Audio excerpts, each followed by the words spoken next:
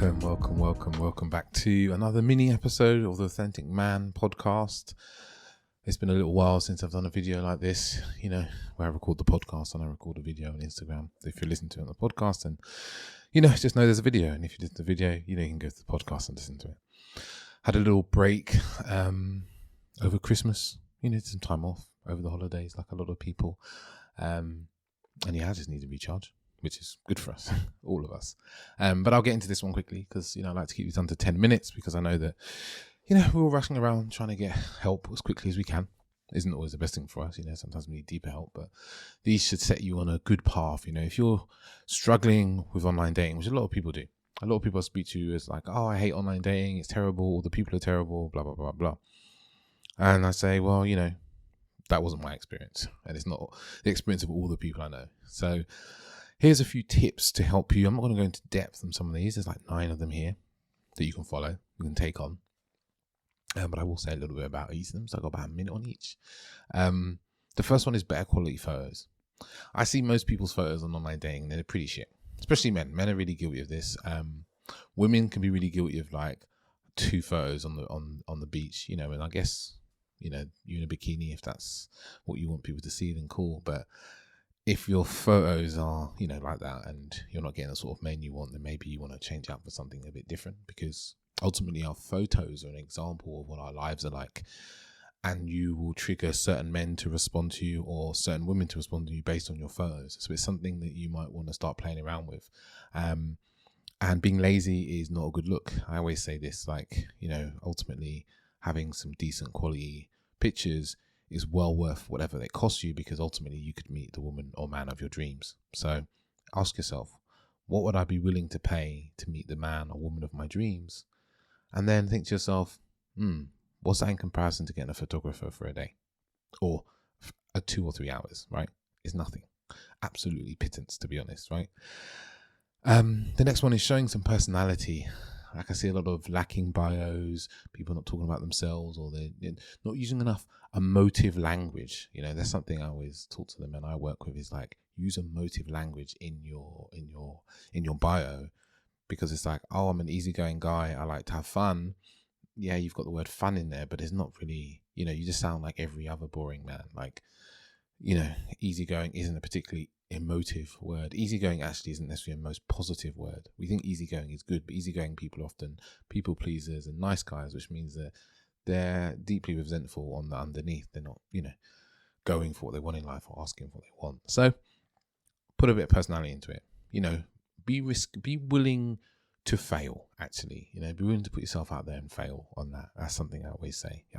And have fun with it as well, because ultimately dating is meant to be fun, which I'll talk a bit more about in a bit. Being more clear or less clear on what you want. This is an interesting one, because sometimes, people have these like long lists of, I want someone that's like this, and this. And this might be your internal list, or this might be the list you place on your online or app bio. If your internal list is really long and you keep finding that no one stacks up to your internal list, then your internal list is too long. Like, no matter if your girlfriends or your mates are telling you, oh no, you deserve all those things, throw the list away. It's not helping you. If it's stopping you from meeting people, then, maybe you need to take a few things off this list, be a bit more flexible on some of them, because they might be getting in the way of you actually meeting someone great, or it might be making you very judgmental initially, whether that's when you see someone's photos or their bio when you first meet them. Let go, relax, surrender the list away. A favorite of mine, icebreakers in your bio to spark conversation. You want to put some things in there that people can look at and think, that's interesting. Let me ask them about that thing. That's a really important thing to put in your bio, because ultimately those words, you need to make yourself easy to say hello to. Make yourself easy to say hello to, especially, guys, girls, whatever your gender. Make yourself easy to talk to, like by putting golden nuggets, topics that are either spark curiosity in people or joy or laughter. Again, you want to trigger some emotion in people. So, ultimately, talking about maybe music, something you love, whatever it is for you. You have to like think about this, answer some questions, and look at other people's bios that you've seen are really good. Like if you've seen a woman's bio and you think, oh, this is a really good bio, then dissect it a little bit. Look at it. What's in there? What do I want from that in my bio? What would catch someone else's eye? And on to the next. Starting off the conversation right. This is probably the most important thing, right? The most important thing, especially if you get matches and you can't convert those matches into dates. I don't like using the term convert, but what else? I'm trying to be succinct with my words here. If your message starts with, hey, how are you? And that is all your message, you're doing shit. You're doing really shit. If that's how your messages always start and that's all you put in there, you're doing shit, right? Stop it. Stop it right now. Because I'd even advise as not to start the message with, hey, how are you? And the reason I say that is because I reckon that there's a lot of, and I don't know this for sure because I haven't spoken to a woman about it, but when a woman looks through her matches and she looks like the tiny kind of snippet of what's been said, if it says, hey, how are you? She may think that's all there is and not bother to look at the rest.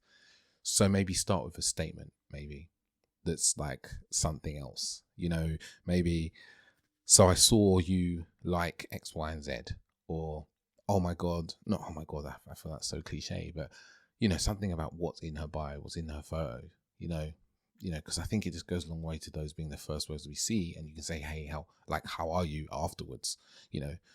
Hey is almost a redundant phrase. It's just because you don't know what else to say to beginning with. So, some, like I said, statements are often way better than questions to start off your message, because it hits people. They have to read and think, is that true? Is that false? What do I think? What do I feel about that? The next one's a bit more about mindset. Be in the right frame of mind when you're swiping left and right. Sometimes what people do is they have a bad day. They go home and they sit on the sofa and they're like, oh, fucking, I hate life. Dating is shit. Let me open my dating app and start swiping, and then they're pissed off anyway. So like they're not exactly going to be looking at people with a non-judgmental, but with a neutral position of being open to liking people. Not, you're going to be closed off. You're emotionally closed. You're feeling negative. You're feeling angry. You're feeling frustrated. You're closing up. Your body closes up. So you're not going to be open to people who come towards you. And you're not. And if someone messages you, you're not going to be in the best frame of mind to create an interesting and fun conversation from your frustration and anger. So shift your emotions, even watch something funny on TV, do some meditation, relax, do something you enjoy, and, tackle the messaging and so forth when you're in a good frame of mind. Also, one piece of advice, this is an extra one, I just jumped into my head, is like, when you are messaging people, make sure, you're not doing like marathon, like I want to do like 2 hours of swiping and messaging, because that will put you into fatigue. That will put you into fatigue. Don't do that. Like, do like 15 minutes, half an hour, and put your phone down. Keep his mind fresh so you don't get a bit stale and fed up. Another one here, another tip is dating is ultimately, this is just like remembering, dating is a process of meeting new people. You're not out there finding the one, foraging for the man or woman of your dreams. Like, I know I said that earlier, but it's just a turn of phrase. You're not looking for a wife or a husband. That puts a lot of pressure on people you meet. Imagine this for a moment. You walk in a room, and you see someone and you go, that person over there could be my husband or wife. And you walk over to them with that mentality, that kind of seriousness. Right. I know for a very small amount of people that would create a lot of joy in their heart. That would create a lot of focus and openness. But for a lot of people, for most people I speak to, that creates a huge amount of nervousness, and then we transfer that nervousness onto other people, often in the way of pressure of like, oh, you're going to be the person for me. Just remember, go into your dates with curiosity. Dating is fun. We are just meeting new people. We're just meeting new people and seeing if we gel. And if we don't, it doesn't mean anything about who we are. Just do that. The next thing is, be less attached to the meaning of finding the right person. This goes along with the other one. It's like, it doesn't mean anything about you if you haven't found anybody. That's a really important thing to land with you, It's the same if you haven't found the right job, or you haven't found the right house, or, you know, whatever else you feel is not right, it doesn't mean anything about you. It doesn't mean you're a failure. It doesn't mean you're useless. It doesn't mean you're never going to find anyone. Be very aware of how you place these very permanent meanings about yourself from temporal events. You know, like, that date was wrong. I'm never going to find anyone to love me ever again. Bullshit. Yeah. Just watch the mind. It does that. And whenever you repeat that phrasing in your mind, just catch yourself and go, I know that's not true. Let it go. Don't get hooked on fretting on it for too long. And my last one, and this is really important for all of us, be more vulnerable in both your words and your actions. Be vulnerable with who you are, you know, what you love, what you're great at, you know, be vulnerable with your actions. Ask people out on dates, tell people you like them. Be honest with people after the date's gone badly and tell them why, you know, you don't want to see them again. Because this really aids the whole cycle of dating for everyone. If you tell someone why you didn't really like them that much, they can learn from that information and they can make some changes in who they are if they choose to. You know, obviously that might just be a differing opinion of what you want from life. So the more vulnerable we are, the more open we are, the less closed we are, right? The more we can connect. It's a bit like electrical wiring. If there's it's like, you know, it doesn't work that way. If there's opening, there's no connection, you know. If there's a gap in there, when we close off a gap between us, between people. So stay open. And I know you're like, oh, if I stay open, I get hurt. And it's like, you know, you could ask yourself, like, can anyone really, really hurt you, you know? Or is it just the meaning you place upon what happens that hurts you? It's not the other person, it's the meaning you create that creates hurt. So that's my tips for online dating in under 12 minutes. It's pretty good. If you've enjoyed this mini episode, you know, share it with a friend. If you're on Instagram, share it on your feed, share it with a friend, share it with a loved one, a colleague, an ex-boyfriend, ex-girlfriend. I've had a few people contact me who have, you know, been sent my contact by exes, which is always fun to hear. So yeah. Feel free to get in contact with me and let me know what you enjoyed about this video, or if you'd like me to make some short episodes or longer episodes about other topics. I'm always open to topic suggestions. So please do drop me a line, say hello. And if you are in need of some help on your dating, the way in which you connect with people, and you're looking for some sort of coaching, then please get in contact with me. I have some spaces on my mentoring program. And you can get in contact with me on Instagram at The Authentic Man, or you can get in contact with me by email, hello@theauthenticman, .net. hello@theauthenticman.net. That's where you find me.